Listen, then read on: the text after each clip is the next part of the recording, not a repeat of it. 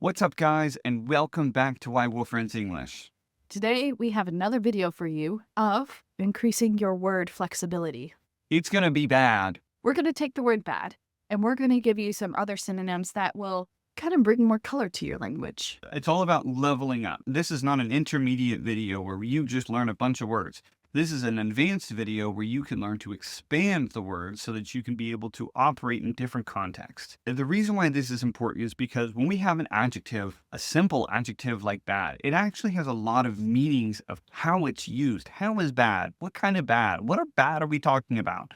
And so if you want to be able to make that more specific, you need to find more vocabulary words to help you out here. If you use any sort of automated AI generated Grammarly type things, a lot of times they're going to make you switch these simple adjectives to other meanings, but you have to know what those other meanings are. So for example, you might say something is bad quality. This shirt's bad quality. Instead of saying bad quality, you could say something like it's second rate or substandard or inadequate. Expanding that vocabulary means that you can expand and be more specific to what exactly you're meaning. Inadequate quality would mean that it doesn't meet the standard that you need it to meet. So if I said, this is inadequate, this is not proper, okay? My meaning would be like, we have a suit and tie policy and you're wearing a t-shirt. Speaking of inadequate, another meaning that you could apply to bad is not appropriate. So you could say something like inappropriate or unsuitable for the occasion. This is a suit and tie event, so for you to wear a polo is unsuitable for this kind of context. Another meaning of bad would be unpleasant or unwelcome, like a joke at a funeral. Yeah. We would say that that would be disagreeable. Yeah, we would. We could also say it's bad form, but again, we'd be using bad. Another meaning of bad is using something to say it's serious or severe. A decently common word for synonym for bad is awful. Like, that's awful, because we have that sound in there. It really sounds good for us to say awful. It sounds good. It sounds bad. It sounds bad. It sounds bad. You say awful or serious, like that was a serious thing you did there. Don't do that again. Sometimes when we say bad, we mean that it's harmful, like something that is harmful for your health, right? So here we could say detrimental. It's detrimental to your health. Arguing daily is detrimental to your marriage, Josh.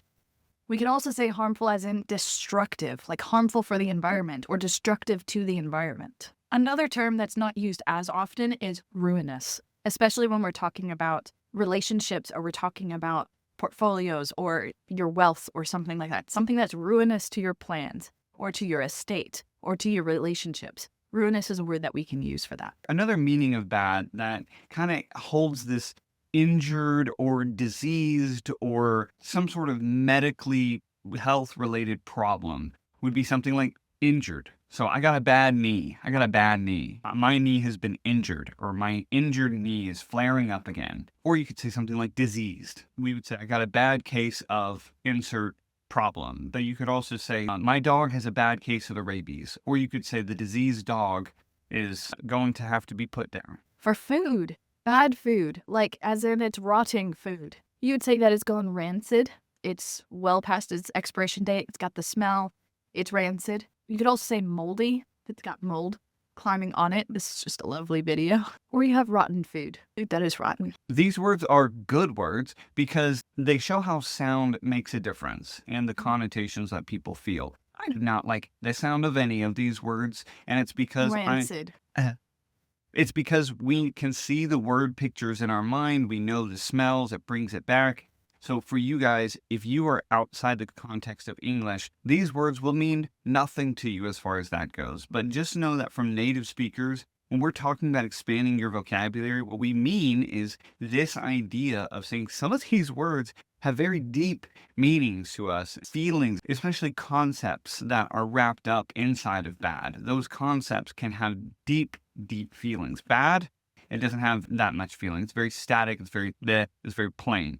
But when you say something like the word rancid, then all of a sudden we have a picture, it's much more specific, and it carries a feeling to the other people. If you're using bad as in I'm bad, like I feel regret, or I feel ashamed, or I feel guilty even. I feel bad, I feel guilty. You can describe yourself as feeling guilt-ridden, I use this for our dog quite often because if he gets in the trash, he looks very guilt-ridden, very guilty. But then we also have the ashamed. It was bad. It was so bad. I feel so ashamed. But we could also have apologetic. If somebody does something wrong to you, they might come to you and be very apologetic. Okay, they might be feeling ashamed and be very apologetic about whatever happened. The last meaning that we're going to talk about in bad is to say something is worthless or invalid. Like it can't be used, especially when you're talking about things like checks or money or documents. Like you put the document in and they look at it and they say, oh, this is a bad document. They're probably not going to say that. They might say something like this is counterfeit. Like if you use a fake ID, then they would say, we can't take you in. Like, you can't come into the place. This ID is fake, and now you're in trouble.